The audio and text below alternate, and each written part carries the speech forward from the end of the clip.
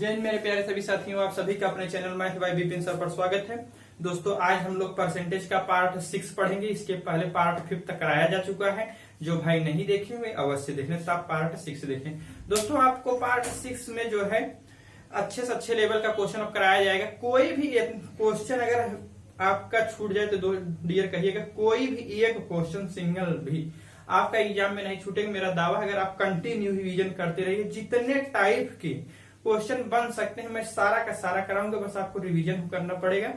अगर डियर आपके पास जो भी स्टडी ग्रुप हो, चाहे फेसबुक हो, चाहे व्हाट्सएप हो, चाहे ट्विटर हो, आप उस पर शेयर जरूर कर दीजिएगा। ठीक है, देखते हैं हम लोग पार्ट 6 का पहला क्वेश्चन पढ़िएगा। यदि किसी आयत की लंबाई में 37:1/2% की वृद्धि कर दी जाए और उसकी चौड़ाई में 25% की कमी कर दी जाए तो उसके क्षेत्रफल में कितने प्रतिशत का जो है अंतर आ जाएगा, यह बताना है। कितने प्रतिशत का चेंज आएगा यह हमें बताना है। ठीक, देखते हैं। बहुत इजी क्वेश्चन है लेकिन आया हुआ है। 37:1/2% की वैल्यू होती है दोस्तों कितना, 3/8। हम बता चुके हैं सब, अगर जो भाई नहीं जानते हैं वे नोट कर लें। ठीक, क्या होती है 3/8, लेकिन इंक्रीमेंट हो रहा है इसलिए यहाँ प्लस साइन ले लेंगे। फिर कह रहा है कि उसकी जो चौड़ाई है 25% की कमी हो जाएगी। 25% की वैल्यू होती है 1/4। 1/4 कमी हो रही है, माइनस ले लीजिएगा। उसी प्रकार फाइनल, इनिशियल, फिर फाइनल। 8, 3 की इंक्रीमेंट हुआ 11, 4 होगा, 1 की कमी हुई 3। कोई भी चीज ऐसा नहीं जो क्रॉस से डिवाइड हो सके, आप सीधा सीधा मल्टीप्लाई कर दीजिएगा। 32, 33 कितने का डिफरेंस हुआ यहां से यहां तक, 1 का। कितने का हुआ, 1 का। पूछ रहा कितने प्रतिशत की जो है परिवर्तन हो जाएगा क्षेत्रफल में। देख लेते हैं। 1/32 1/32 है डियर, ये फ्रैक्शन में है। जब इसमें हम 100 से मल्टीप्लाई कर देंगे तो ये जो परसेंटेज में कन्वर्ट हो जाएगा। 100 से आप मल्टीप्लाई कर दीजिए, 4 से डिवाइड कर दीजिए, 25/8 यानी कि 25/8 जो है हो जाएगा। 8 × 24, 1 25, 3 सही 1/8% जो है का चेंज आ जाएगा। कितने का चेंज होगा भैया, 3:1/8% का जो है क्षेत्रफल में परिवर्तन हो जाएगा।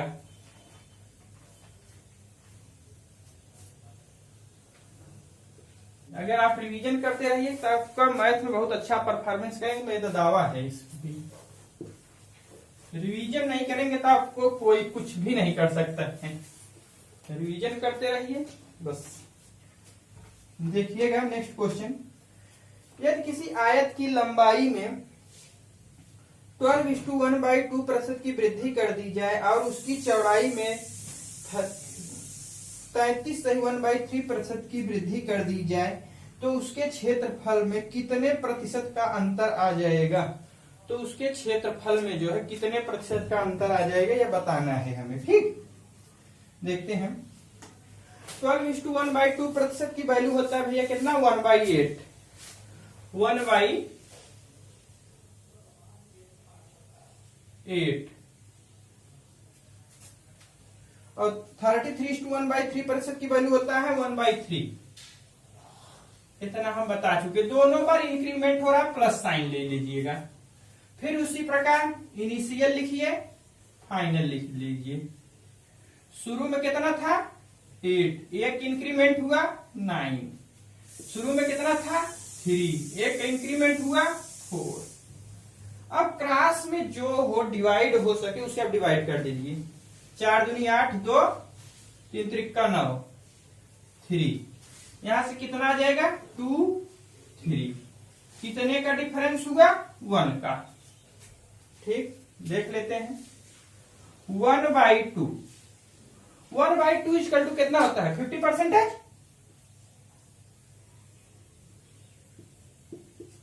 50% जो है परिवर्तन हो जाएगा। क्षेत्रफल में कितने प्रतिशत का परिवर्तन होगा, चेंज हो जाएगा भैया 50% का।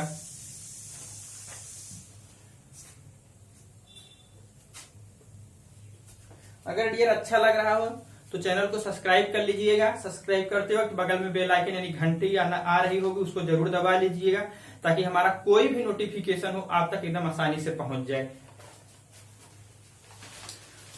ये क्लास इसी प्रकार कंटिन्यू चलती रहेगी ताकि आप डेली अपना रिवीजन करते रहिएगा। अब नेक्स्ट जो आगे की क्लास देखते हैं, चैप्टर खत्म हो जाएगा तो हम प्रैक्टिस कराएंगे ताकि जो भी क्वेश्चन आए हुए प्रीवियस ईयर के जल्दी से जल्दी, कम से कम 3-4 साल भी पहले पीछे का, ढेर पीछे का नहीं, 5 साल पीछे तक का क्वेश्चन सब लेकर प्रैक्टिस कराऊंगा ताकि आपका मैथ एकदम स्ट्रांग हो जाए। उसके बाद रीजनिंग करा देंगे। मैथ रीजनिंग आपको एकदम बेसिक से हाई लेवल तक एग्जाम हो था कवर करा देंगे ताकि आपको किसी प्रकार का कोई दिक्कत न होने पाए। ठीक है, हम लोग नेक्स्ट क्वेश्चन देखते हैं जो कि एसएससी सीजीएल का है। कह रहा है एक बगीचे में 40% पेड़ नारियल के हैं, उसमें नारियल के पेड़ों की संख्या के 25% आम के पेड़ हैं और आम के पेड़ों की संख्या के 10% जो है सेब के पेड़ हैं। यदि सेब के पेड़ों की संख्या जो है 600 हो तो बगीचे में कुल पेड़ों की संख्या कितनी है यह बताना है। क्वेश्चन बहुत ध्यान से पढ़िए, बहुत अच्छा क्वेश्चन है, एसएससी सीजीएल मेंस का क्वेश्चन है ये। लड़के छोड़ देते हैं, गड़बड़ा जाते हैं, कहते समझ में नहीं आ रहा है, लेकिन हम ऐसा समझाएंगे कि आपको पूरा कंप्लीट आ जाएगा। देखिए, हम नारियल के पेड़ को क्या कहते हैं, कोकोनट। ठीक, कोकोनट के पेड़ जो है बगीचे में कितना है 40%, लिख लीजिए भैया 40%। आम के पेड़ जो है कितना है 25%। नारियल के पेड़ों की संख्या के 25% पेड़ जो है आम के पेड़ है, मैंगो यानी 25% इसका जो है आम है। आम के पेड़ों की संख्या के 10% जो है सेब के पेड़ है यानी एप्पल। एप्पल के पेड़ कितना है 10%। एटीटी लिख लीजिए। अब हम जानते हैं इसको जो है परसेंटेज को फ्रैक्शन में चेंज कर दीजिएगा। आप बाई 100 लगाएंगे परसेंटेज घट जाएगा, इतना सब मालूम है आप लोगों को। इसको हम क्या लिख सकते हैं 2/5, 25 चौका 1/4, 1/10। ठीक, अब उसी प्रकार पेड़ों की संख्या एप्पल की संख्या, एप्पल के पेड़ों की संख्या इनिशियल 5 हो जाएगा, बाद में कितना होता है 2, जो 2 शुरुआती 4, 1, जब फिर क्योंकि फिर इसके बाद यहां 10, फिर 1, जो क्रॉस में डिवाइड हो सके डिवाइड कर दीजिएगा। 2, 5 दूनी 10, 100। ठीक, यहां से 1। अब क्वेश्चन कह रहा है कि यदि सेब के पेड़ों की संख्या 600 है, यहां हम एप्पल के पेड़ों की संख्या कितना देख रहे हैं 1, लेकिन 1 नहीं है, सेब के पेड़ों की संख्या 600 है, इसलिए इसका कितना गुना ज्यादा है देख लेते हैं भैया। 600 यानी कि 600 गुना ज्यादा है। इसी प्रकार टोटल पेड़ 100 न होकर 100 से 600 टाइम ज्यादा होगा। कितना होगा 600 गुना ज्यादा होगा, यानी कुल पेड़ों की संख्या इतना हो जाएगी। क्या 2.5 सैकड़ा हजार 10,000 60,000 पेड़ों की संख्या 60,000 हो जाएगी। टोटल पेड़ों की संख्या कितना हो जाएगी 60,000। ये एसएससी सीजीएल का क्वेश्चन था दोस्तों, मेंस का, लेकिन बहुत इजी क्वेश्चन है। जब इस टाइप के क्वेश्चन आए आप उसको सिंपली फ्रैक्शन में तोड़ दीजिएगा। ट्री पेड़ों की कुल संख्या, जिस पेड़ की दिया होगा एक पेड़ की जो लास्ट होगा उसको रखिएगा, तो इस प्रकार से आप उसको सॉल्व कर दीजिएगा। ठीक,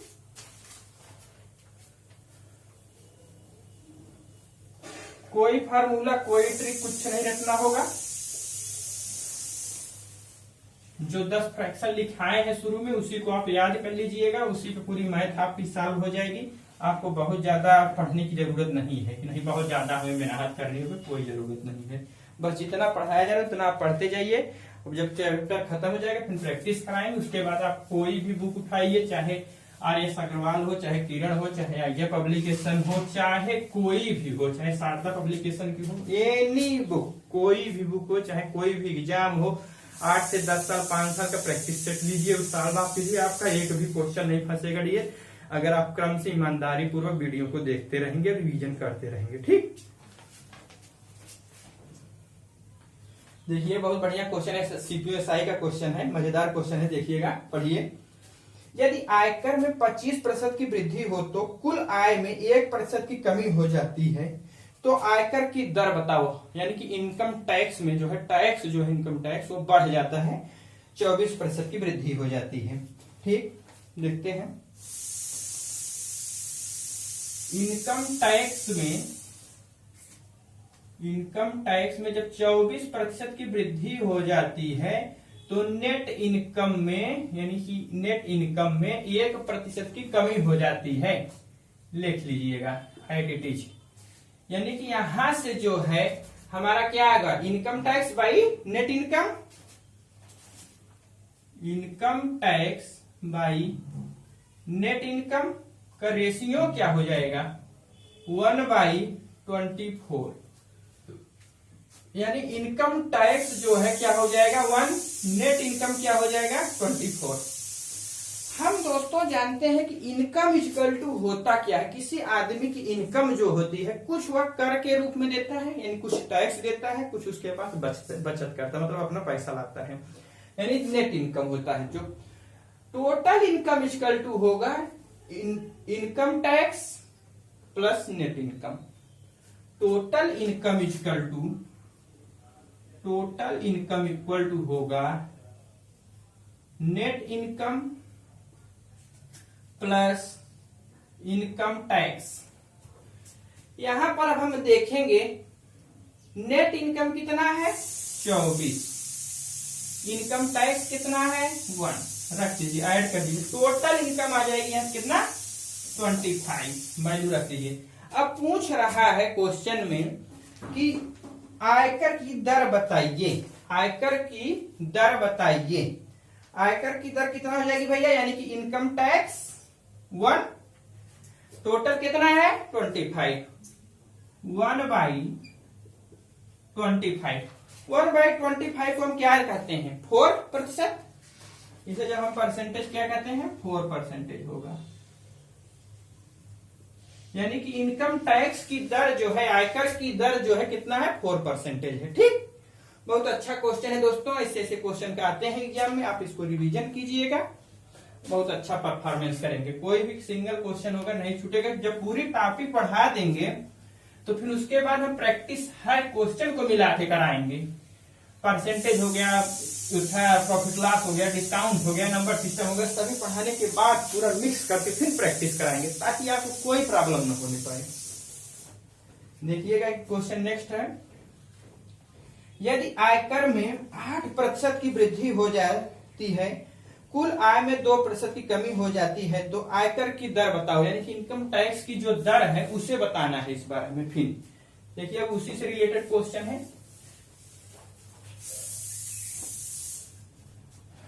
यदि आयकर में यानी कि इनकम टैक्स में कितने की वृद्धि हो जा रही है 8%, जैसा कहे वैसा आप लिखते जाइए। ठीक, नेट इनकम में 2% की कमी हो जाती है। अच्छा, नेट इनकम में 2% की कमी हो गई।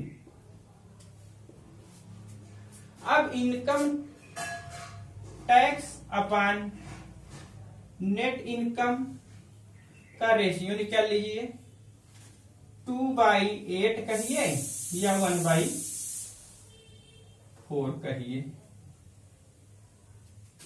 नेट इनकम 8 हो गई और इनकम टैक्स कितना हो गया 2 हो गया। ठीक, उसी प्रकार जैसा कि हम बता चुके हैं टोटल इनकम क्या होगी net income plus income tax. याद रखिएगा, टोटल इनकम लिखने का क्या जरूरत है, बार बार उसी चीज को 8 2 10 लिख लीजिए या 5 लिख लीजिए, income tax 2 plus net income 8। आयकर की दर पूछा जा रहा है, यानी कितना 2/10 यानी कि 1/5, 1/5 का मतलब हो गया 20%। कितना हो जाएगा भैया? 20%। यानी कि आयकर की दर जो है, यानी कि इनकम टैक्स की दर जो है 20% है। अच्छा लग रहा है ऑडियो तो सब्सक्राइब जरूर कीजिएगा। सब्सक्राइब करते हो तो बगल में आ रही घंटी दबाना, ऑल नोटिफिकेशन जो आता है, ऑल वाली जो बेल होगी उसको दबाइएगा, ताकि हमारा कोई भी नोटिफिकेशन हो आज तक पहुंचता रहे।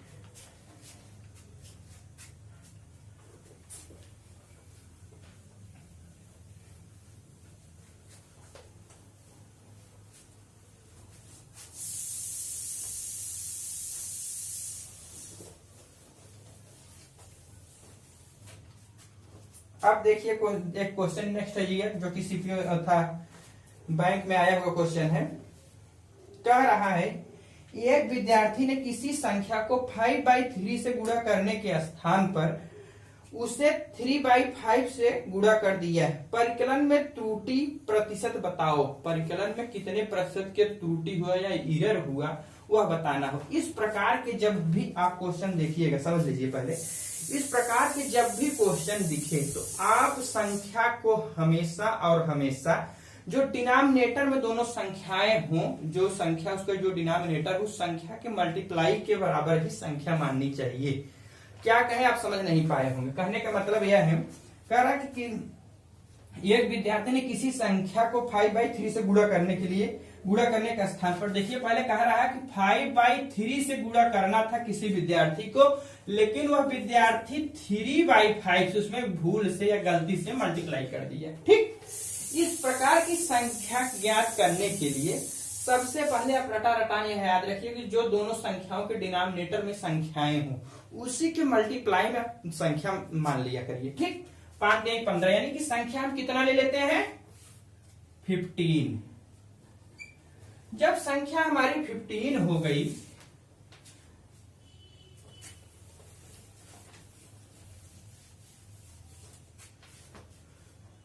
तो गुणा करने कितना था भैया? 5/3 से कर देते हैं। 5/3 से मल्टीप्लाई, 3 × 5 = 15, 5 यानी कि 25 हो गया। लेकिन वह जो है विद्यार्थी गुणा कितने से गलती कर देता है? 3/5 से। यहां से कितना हो जाएगा? 9। कितने का डिफरेंस है? तुरंत डिफरेंस निकालिएगा। ठीक, 16 का। जब 16 का डिफरेंस आ गया तो इनिशियल संख्या कितनी प्राप्त हो रही थी? देखिएगा, 16/25। हम जानते हैं दोस्तों यहां से 1/25 = 4% होता है, उसका 16 गुना है, 16 × 64 यानी 64% की जो है परिकलन में त्रुटि हो जाएगी। जब इसे 100 से मल्टीप्लाई कर लीजिएगा, जो भाई नहीं समझ पा रहे हो, 25 × 100 यानी कि 64% की एरर हो जाएगी। कितना एरर होगा भैया? 64% का। ठीक,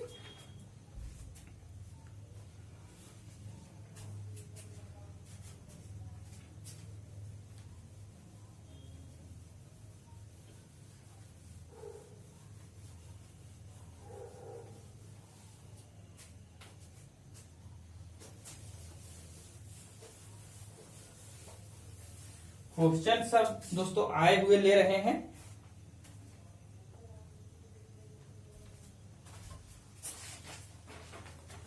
अब नेक्स्ट क्वेश्चन हम लोग देखते हैं। एक विद्यार्थी ने किसी संख्या को 3/4 से गुणा करने के स्थान पर 4/3 से गुणा कर दिया। परिकलन में प्रतिशत त्रुटि कितनी हुई? परिकलन में प्रतिशत त्रुटि कितनी? संख्या क्या मानेंगे? दोनों संख्याओं के जो डिनोमिनेटर यानी हर में संख्या उसके मल्टीप्लाई से गुणा करके जो संख्या प्राप्त हो उसे मान लीजिएगा। यहाँ कितना है? 3/4। हर में कितना है? 4। फिर आगे कितना हो जा रहा है? 4/3 यानी कि 3 यानी कि 4 देंगे 12। संख्या क्या होगी भैया? 12 यानी 12। ठीक, गुणा कितना करना है? 3/4 से। 4 × 12 यानी कितना हो गया? 9। लेकिन फिर वह गुणा कितने से कर देता था 4/3 से। आगे जो है संख्या में वो गलती से गुणा कर देता है कितना 4/3 से, यानी कि 3 चौके 12, यहाँ 4 हो जाएगा 16। कितने का डिफरेंस हुआ 7 का, यानी कि 7/9। हम डियर बता चुके हैं 1/9 इक्वल टू होता है 11:1/9%। 7 है ऊपर 7 गुना, तो 7 से मल्टीप्लाई कर दीजिएगा, ठीक। यानी कि कितना हो जाएगा 77/9%। छोटा हो जा रहा है थोड़ा लिखने में, क्योंकि हम जानते हैं 1/9 इक्वल टू होता है कितना 11:1/9%। जब यहाँ 7 हो गया तो इसमें भी दोनों साइड 7 से मल्टीप्लाई होगी, यहाँ प्लस की साइन होती है, इतना आप कर लेंगे, ठीक। ये सब बार बार रटने की बात नहीं है, क्वेश्चन कराते कराते याद करा देंगे सब।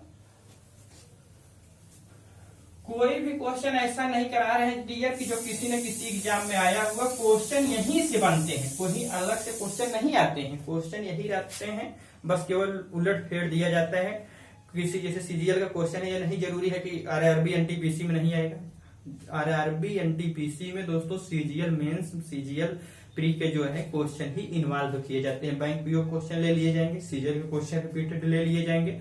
वो क्या करेगा कि एसएससी सीजीएल में इन्वॉल्व कर देगा, सॉरी दोस्तों एनटीपीसी में दे देगा, सीपीओ एसआई में उठा के दे देगा। यूपी पुलिस में भी एक क्वेश्चन दे दिया जाता है, यूपीएसआई में दे दिया जाता है। यही सब क्वेश्चन इधर उधर किधर किए जाते हैं, कोई नया क्वेश्चन नहीं बनता है दोस्तों जल्दी, ठीक। बस आप रिपीटेड क्वेश्चन है सब आए हुए जो जल्दी से जल्दी एग्जाम कराएंगे 5 साल के, उसका सब पेपर उठाइए, सॉल्व कर दीजिए, आपको किसी प्रकार को कोई दिक्कत नहीं होगी। मैं जितना करा रहा हूँ सब प्रीवियस ईयर के क्वेश्चन ही करा रहा हूँ, और आपको पूरा समझ में आ रहा है, मेरा पूरा विश्वास है। देखिएगा बहुत अच्छा क्वेश्चन है जो सीजीएल का क्वेश्चन है, पढ़िएगा। जब एक किसी लड़के से किसी भिन्न में 6/7 से गुणा करने के लिए कहा गया, उसने गलती से उस भिन्न को 6/7 से जो है भाग दे दिया और सही उत्तर से 13/70 अधिक उत्तर प्राप्त किया। वह भिन्न ज्ञात कीजिए, वह भिन्न जो है ज्ञात कीजिए, यह बताना है। दोस्तों यहाँ क्या करते हैं, संख्या तो हम उसी प्रकार लेंगे। पहले जो था हम मानते हैं, जो मान लीजिए हम संख्या n है, y है, क्या है, पहले देख लेते हैं। कोई मान लीजिए कि हम मान लेते हैं संख्या जो है हमारी n है, ठीक। अब एक थोड़ा सा समझाने की बात है। 6/7 से गुणा करने के लिए कहा गया, 6/7 से गुणा कर दीजिए, लेकिन वह लड़का जो है आगे चल के गलती कर जाता है। क्या करता है, 6/7 से गुणा न करके 6/7 से भाग कर देता है, यानी कि यहाँ हो गया, कहने का मतलब यह n है 6/7 से भाग कर दिया, ठीक। दोस्तों यह क्वेश्चन वही है, क्वेश्चन को थोड़ा से जो है क्या कहा गया है, घुमा दिया है। 7/6 से गुणा न करके 6/7 से कह दिया है भाग कर दिया। जो संख्या यहाँ डिनोमिनेटर में होती है, यह पलट के ऊपर जाके यहाँ मल्टीप्लाई हो जाती है, ठीक। कहने का मतलब यही था, हमारा यही बताने का उद्देश्य था। यानी कि यहां से क्या हो जाएगा 7, यानी कि अगली बार वह संख्या जो है क्या होती है भैया, लड़का जो है 7/6 से गुणा कर देता है गलती से। n है, n में 7/6 से गुणा कर देता है, कहने का मतलब है। अब दोनों संख्याएं जो है इनके डिनोमिनेटर में जो संख्या यानी हर में है, इनके मल्टीप्लाई करके जो संख्या बनती है उसे आप मान लीजिएगा, ठीक। यानी कि 6 7 42 42।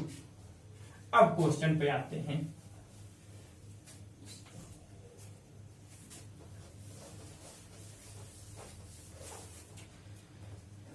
संख्या कितनी हो गई 42। गुणा कितना कर देता है पहले 6/7, 6 7 42, 36 6 7 42, 7 6 42 दोस्तों, 7 6 42, 6 होगा, 6 के 36 36 हो जाएगा, अब फिर जो है लड़का आगे चल के 7/6 से गुणा कर देता है। ठीक, 6×36 6 7 42, यानी कि यहां से मल्टीप्लाई करेंगे, यहां से कितना हो जाएगा 49। कितने का डिफरेंस हुआ भैया? 13 का। कितने का डिफरेंस हुआ? 13 का। ठीक, जब क्वेश्चन में 13 का डिफरेंस हुआ, लेकिन क्वेश्चन में कह रहा है कि सही उत्तर से, आगे पढ़िएगा, 13/70 जो है अधिक उत्तर प्राप्त होता है। सही उत्तर से 13/70 अधिक आता है, यानी कि 13/70 अधिक प्राप्त होता है। ये सही उत्तर से 13/70 अधिक प्राप्त होता है। इससे कितना गुना ज्यादा है? मल्टीप्लाई कीजिए 1/70 से, यानी कि 1/70 जो है का गुना है, 1/70 गुना अधिक है। इसी प्रकार संख्या जो पूछा जा रहा है तो भिन्न ज्ञात कीजिए। वह भिन्न क्या है यह हमें बताना है, यानी कि जो संख्या 42 है, 42 न होकर 1/4 इसमें जो है 42 में गुणे 1/70 हो जाएगा।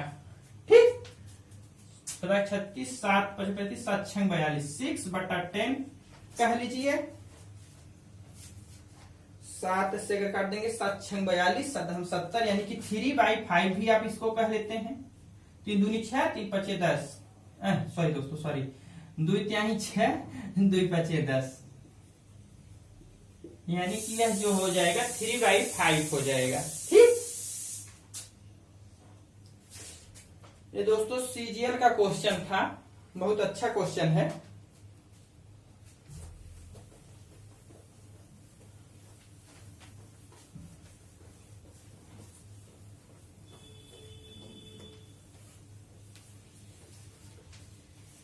इसको न समझ में आया हो, एक बार दो बार और देख लीजिएगा, समझ में आ जाएगा सब। अब बहुत अच्छा ही क्वेश्चन जो कि सीजीएल बैंक पीओ का है, सीपीएसआई में है, बैंक पीओ में है, सीजीएल में है, कई एग्जामों में आया हुआ क्वेश्चन, बहुत सुंदर क्वेश्चन है, पढ़िएगा। एक दुकानदार कुछ वस्तुओं को 70,642 रुपए में खरीदता है। वह वस्तुओं का 2/5 हिस्सा 13% लाभ पर बेच देता है। तो बताइए वह शेष वस्तुओं को कितने प्रतिशत लाभ पर बेचे कि उसे कुल सभी वस्तुओं पर 19% का लाभ हो। उससे कुल सभी वस्तुओं पर 19% का प्रॉफिट हो, यह पूछा जा रहा है। देखते हैं 2/5 हिस्सा जो है दोस्तों क्या है, 2/5 हिस्सा जो है 13% पर लाभ पर, यहाँ 5 जो होगा टोटल हो जाएगा दोस्तों, क्या हो जाएगा 13% लाभ पर बेची गई वस्तुओं की संख्या क्या हो जाएगी 2। 13% लाभ पर 2 वस्तु बेची जाती है, टोटल वस्तु 5 है, 2 वस्तु 13% पर बेची जाती है, शेष कितनी वस्तु बची है 3 वस्तु। अब कह रहा है क्वेश्चन में कि 3 वस्तुओं को कितने प्रतिशत लाभ पर बेचें कि सभी वस्तुओं पर 19% का लाभ जो है हमें प्राप्त हो जाए। ठीक, देख लेते हैं भैया।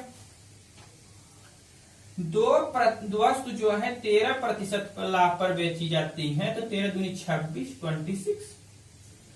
3 वस्तु हैं जो हम नहीं जानते हैं, इसको हम मान लेते हैं हम x% लाभ पर बेचते हैं। ठीक, x% लाभ पर बेचते हैं। टोटल वस्तु जो है यानी 5 वस्तु जो है पूरे व्यापार में उसे कह रहा है कि 19% का लाभ हो। तो 19%, 19 पचे 95, 95, जैसा कि 95% हो जाएगा। कितना हो जाएगा भैया, क्योंकि 19% पे बेच रहे हैं 95। ठीक, अब जब टोटल 95 है, इसको ऐड कर देंगे, इसको ऐड करके इसको ऐड करेंगे, यह प्राप्त होगा, क्योंकि 30 + 30 = 30। इसलिए जब 26 - 95 कर देंगे, कितना आ जाएगा 69। 69। यह किसके इक्वल होगा? 3 इंटू एक्स प्रतिशत इक्वल टू 69, यानी कि एक्स इक्वल टू क्या हो जाएगा? 3 दूनी 6, 3 त्रिक का 9। शेष वस्तुओं को जो दोस्तों क्या है 23% पर, यानी कि 3 वस्तु ऐसी हैं जो कि 23% पर बेचा जाएगा, तो पूरे व्यापार में जो है 95% का जो है लाभ प्राप्त होगा। ठीक,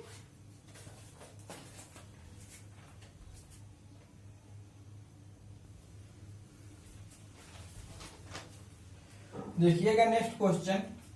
एक दुकानदार कुछ वस्तुओं को 52,632 रुपए में खरीदता है। वह वस्तुओं का 4/7 हिस्सा जो 15% लाभ पर बेच देता है।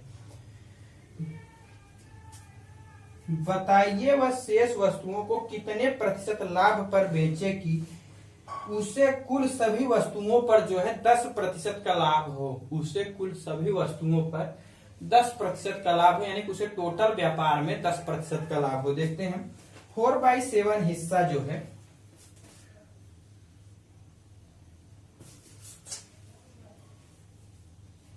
चल ही नहीं रहा है यार, क्या हो गया इसको? बीमारी कौन सी पकड़ ली भैया तुझको? हाँ,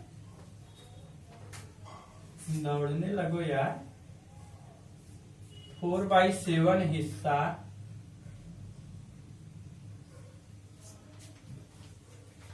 जो है 15% लाभ पर बेच देता है, यानी कि 7 जो होगा यह टोटल होगा।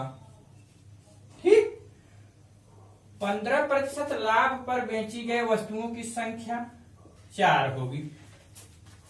शेष वस्तुओं को कितने प्रतिशत लाभ पर? शेष इसमें क्या रिमाइंडर वस्तुएं क्या बची? टोटल 7 थी, जब 4 बिक गई हैं तो शेष कितना बचा? 3 वस्तुएं। 4 वस्तु को 15% लाभ पर बेच देता है, 15 चौका 60, यानी कि 60 प्राप्त हुआ। शेष वस्तुओं को कितने प्रतिशत लाभ पर बेचे कि पूरे व्यापार में जो है 10% का लाभ हो। टोटल कितना है? 7। लाभ कितना होना चाहिए? 7 में 70, 10। This plus this equal to this, यानी कि यहां से जिसको ऐड करेंगे यह प्राप्त होगा। यानी कि यहां क्या होना चाहिए? 70 माइनस 60 यानी 10, यानी कि 10। यह इक्वल टू 10 हो गया, यानी 3 इतना इक्वल टू जब 10 हो गया तो x प्रतिशत इक्वल टू क्या हो जाएगा? x की वैल्यू क्या हो जाएगी? 10/3 प्रतिशत, या कह लीजिए कि 3:1/3 प्रतिशत जो है। शेष वस्तुओं को 3:1/3 प्रतिशत लाभ पर बेचना होगा, तभी जो है पूरे व्यापार में उसे जो है 10% का लाभ प्राप्त होगा। ठीक है।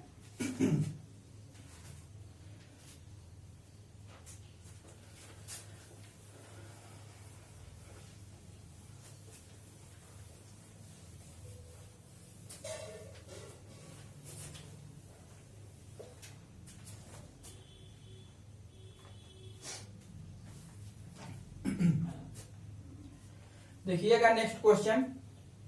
एक दुकानदार कुछ वस्तुओं को 4800 रुपए में खरीदता है। वह वस्तुओं का 3/7 हिस्सा 30% लाभ पर बेच देता है।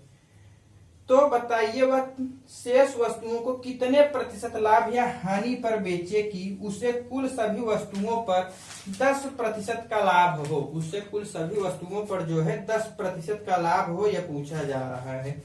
बहुत बढ़िया क्वेश्चन है। देखिएगा अभी तक जितना किए उससे हट के है यह क्वेश्चन। देखने में वैसे हो रहा होगा कि सब तो वैसे ही है। 3/7 है क्या हिस्सा जो है 30% लाभ पर, यानी कि 30% लाभ पर जो है कितना वस्तुएं बेची जा रही हैं? 3 वस्तुएं। टोटल वस्तुओं की संख्या कितना है? 7। टोटल में से जब 3 बिक गई है तो बची कितना? 4। 4 वस्तुएं बची। कह रहा है क्वेश्चन में कि 3 वस्तुएं जो है वह 30% लाभ पर बेच दी जाती हैं। 30 90 प्राप्त हो गया। ठीक, शेष वस्तुओं को कितने प्रतिशत लाभ या हानि पर बेचे, यानी कि जो 4 वस्तुएं हैं इसे मान लेते हैं x प्रतिशत लाभ या हानि है, या प्रॉफिट या लॉस हो रहा है, जो भी हो रहा है। पूरे व्यापार में उससे जो है 7 वस्तुएं बेचने पर 10% का क्या हो, लाभ हो, यानी कि 10% लाभ हो। 10 में 70, this plus equal to this, इसे जोड़ने पर यह प्राप्त होना चाहिए।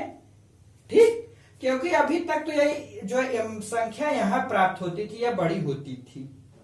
ठीक, इसलिए यहां पर क्या हो जाएगा, -20 क्या हो जाएगा, इसमें से जब इसको सब्ट्रैक्ट करेंगे यानी कि 70 - 90 करेंगे तो -20 आएगा, यानी कि -20, यानी इसके इक्वल टू -20 हो गया। तो x बराबर क्या हो जाएगा, 4 × 5 = 20 -5%। शेष वस्तुओं को जो है 5% हानि पर बेचनी होगी, यानी 4 वस्तुओं को 5% हानि पर बेचा जाएगा, तो जाकर उसे पूरे व्यापार में तब भी 10% का लाभ प्राप्त करेगा। ठीक है, बस दोस्तों आज हमारी जो क्लास यहीं पर हम इसको स्टॉप रखते हैं। नेक्स्ट टाइम पर पार्ट जो है फिर 7 लेकर आएंगे। अगर दोस्तों अच्छा लगा हुआ हो तो लाइक कीजिएगा, शेयर कीजिएगा, सब्सक्राइब जरूर कीजिएगा। सब्सक्राइब करते वक्त बगल में आ रही बेल आइकन यानी घंटी को दबाना मत भूलिएगा। बेल आइकन में दोस्तों अगर 3 ऑप्शन आता हो तो ऑल पे नोटिफिकेशन वाले पे दबाइएगा, ताकि कोई भी वीडियो हमारा हो वह आप तक एकदम आसानी से पहुंच जाए और आप उसका पूरा उपयोग कर सके। Thanks for watching.